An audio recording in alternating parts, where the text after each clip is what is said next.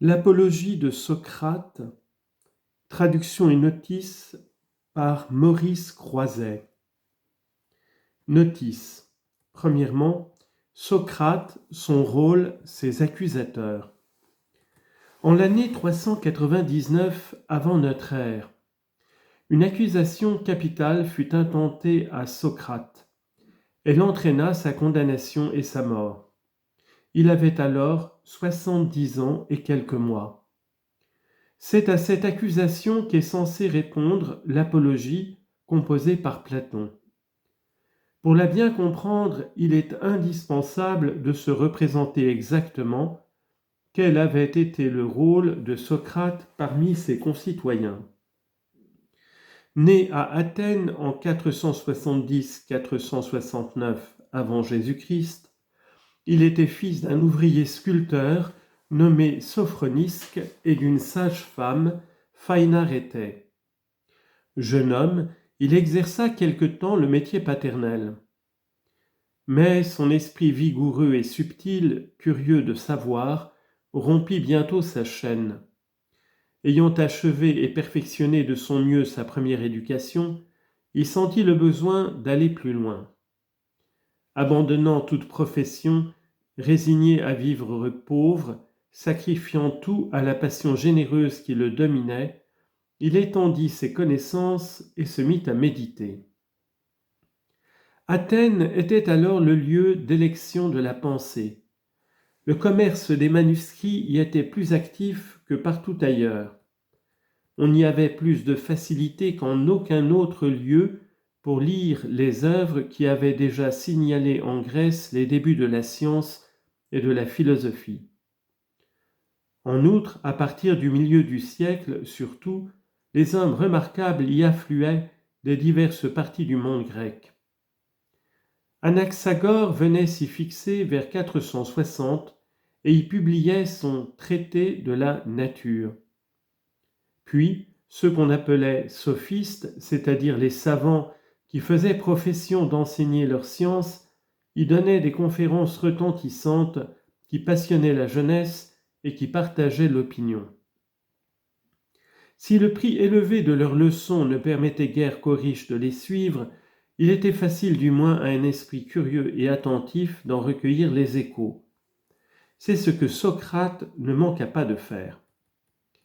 Mais la nature ne l'avait pas prédestiné au rôle modeste de disciple. Son génie original et indépendant trouva promptement sa voie. Il n'était pas de ceux que les affirmations dogmatiques satisfont aisément. Loin de le contenter, elles excitaient sa pensée, provoquaient ses doutes, stimulaient ses réflexions. Les questions naissaient spontanément du fond de cette intelligence pénétrante et scrutatrice. Là où les autres approuvaient, il voyait, lui, matière à interroger. Et en interrogeant, il s'apercevait que la plupart des affirmations énoncées résistaient mal à l'examen. Il y eut ainsi dans sa vie une période décisive, entre 25 et 35 ans environ. Ce fut celle où il jugea ce qu'on appelait alors la science et se définit à lui-même le rôle qui lui convenait. Considérant les sciences de la nature où tant d'hypothèses hasardeuses se mêlaient alors à quelques intuitions justes et à quelques observations profondes mais invérifiables, il lui parut qu'elles dépassaient la portée de l'esprit humain. Son bon sens positif répugnait à ces aventures, et peut-être même inquiétait-elle en lui un fond d'esprit traditionnel et religieux. En tout cas, il leur reprochait de détourner les hommes qui s'y livraient d'une recherche autrement utile, de leur faire négliger la connaissance indispensable, celle du vrai bien. Car ce philosophe était avant tout épris de vertu, détaché de tout intérêt matériel, de toute ambition. Il orientait uniquement sa vie vers ce but. La vertu était si belle à ses yeux, si propre à remplir le cœur de l'homme et à lui assurer tout ce qu'il peut atteindre de bonheur, qu'il ne lui semblait pas possible qu'on pût faire le mal autrement que par méconnaissance du bien. Toute faute, disait-il, est essentiellement une erreur. Et toute erreur provenant d'une ignorance, il se convainquait qu'il suffisait d'instruire les hommes pour les rendre vertueux. Seulement, cet enseignement lui semblait exiger une méthode bien différente de celle qu'on pratiquait communément. Ce n'était pas par de beaux discours qu'on pouvait faire voir la vérité. Celle-ci, d'après lui, chacun de nous la porte en lui-même. Elle est en nous, mais elle y est souvent obscurcie, enveloppée d'idées fausses et d'illusions, ou enfoncée pour ainsi dire dans une région d'oubli où elle échappe à la vue. Il s'agissait de l'en tirer, de la faire remonter à la lumière de la pleine conscience. Par quels moyens ? Uniquement par des questions méthodiques propres à éveiller la réflexion, à la mettre en mouvement, puis à la conduire pas à pas d'une vérité à une autre, d'évidence en évidence, en n'avançant jamais sans avoir obtenu un assentiment libre et entier sur chaque point successivement. Il pensait qu'ainsi interrogé, tout homme de bonne foi devait se rendre finalement à ce témoignage intérieur, à cette voix du dedans qui était manifestement la sienne propre, à moins qu'elle ne fût celle de Dieu parlant en lui. Lorsque Socrate se fut fait cette doctrine, il la mit en pratique. On le vit errer à travers les rues d'Athènes du matin au soir, pauvrement vêtu, insensible au chaud, au froid et au chaud, insoucieux de ses affaires personnelles, uniquement occupé de rendre ses concitoyens meilleurs. Il allait prendre partout, il les allait prendre partout sur la place du marché, dans les boutiques, dans les gymnases, et il les interrogeait à sa manière. Examen très sérieux. L'homme ainsi appréhendé se sentait d'abord séduit par l'humeur enjouée de son interlocuteur, par la grâce de son esprit. Mais les questions se succédaient. Elles devenaient pressantes, indiscrètes. On disait ce qu'on n'aurait pas voulu dire, on se voyait mis en face de vérités gênantes. Il fallait avouer qu'on avait tort ou se contredire impudemment. On était pris à moins qu'on ne se fâchât, ce qui n'allait pas sans quelque ridicule. Et Socrate ne se laissait pas écarter facilement. Il ne se lassait jamais. Il tenait tête à tout le monde et il avait toujours le dernier mot. Les petites gens, à vrai dire, n'avaient pas beaucoup à le craindre. N'étant pas dialecticiens de profession, leur amour-propre n'était guère engagé dans la partie. Avec eux, elle se terminait vite. Il convenait de tout, sauf à n'en faire ni plus ni moins. Mais les beaux esprits, les professionnels de la parole ou de l'argumentation, ne s'en tiraient pas à si bon compte. Pour eux, ces interrogatoires de Socrate étaient une épreuve redoutable. Le souci de leur réputation ne leur permettait pas de s'y dérober. Ils auraient eu l'air d'avouer qu'ils n'étaient rien moins que sûrs d'eux-mêmes. Il fallait donc accepter l'entretien qui s'offrait sans qu'on le désirât. Et, chose grave, un tel entretien entre de tels interlocuteurs devenait un spectacle dans ce milieu où tout le monde aimait à argumenter et à entendre argumenter. Socrate, d'ailleurs, s'y présentait modestement. Il déclarait ne rien savoir. Il demandait qu'on voulût bien l'instruire. Le plus souvent, il sollicitait une définition. L'homme d'esprit ainsi provoqué cherchait et trouvait quelques formules qui lui paraissaient heureuses. Alors commençait l'enquête, serrée, subtile, impitoyable. La pauvre formule se disloquait piteusement. Il en fallait vite substituer une autre. Socrate s'y prêtait sans difficulté. Mais à l'épreuve, la seconde ne se trouvait pas meilleure que la première, et ainsi d'essai en essai, de démolition en démolition, c'était toute la thèse proposée qui tombait en ruine, et la réputation de son auteur n'était pas sans en souffrir. Pourtant, Socrate ne cherchait pas le succès, seulement il ne faisait aucune concession aux dépens de la vérité. Avouant volontiers sa propre ignorance sur beaucoup de points, il découvrait sans ménagement celle des autres. Et l'ironie exquise, qui était son arme et qui faisait de ses entretiens un délicieux amusement pour les spectateurs, les rendait plus amers encore à ses victimes. On comprend qu'avec cette méthode, plus il voulait faire de bien, plus il se faisait d'ennemis. Les 30 dernières années de sa vie furent celles où l'orage qui devait l'emporter s'amassa, grossit, jusqu'à ce qu'il finît par éclater. Un groupe s'était peu à peu formé autour de lui. Ce n'était pas une école à proprement parler, car il n'enseignait pas. Ceux qu'on appelait quelquefois ses disciples n'étaient en réalité que des compagnons habituels, des familiers, des amis, jeunes pour la plupart, qui trouvaient plaisir à l'entendre, à le faire parler, et qui le suivaient souvent dans ses enquêtes philosophiques, assistant et prenant part à ses entretiens quotidiens. Ce groupe inspirait une certaine défiance à l'opinion publique.